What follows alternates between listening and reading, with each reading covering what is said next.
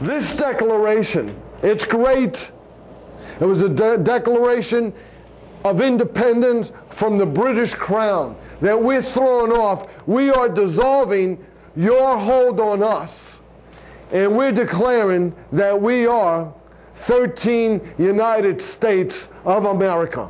And this is a great document, brethren. I'd say we were pretty much the freest nation in the world. But when Jesus made his declaration, it permeated through every country and every nation on earth.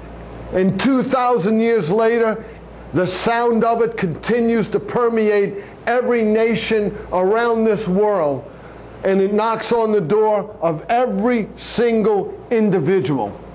Meaning, you don't have to get to the United States to be free.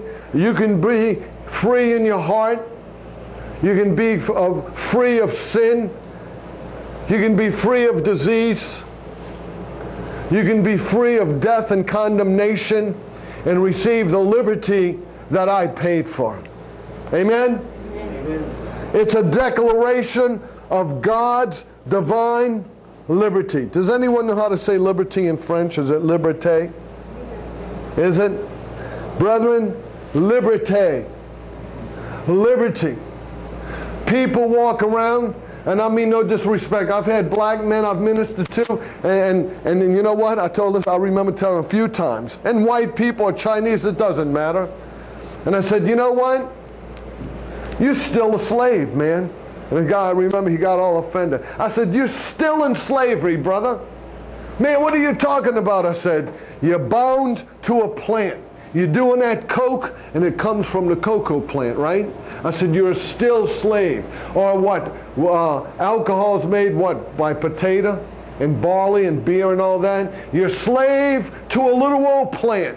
And the devil's sitting there, yeah, laughing. And how many people? Families are destroyed. People are destroyed. Why? You know what? They walk around with the chains of slavery.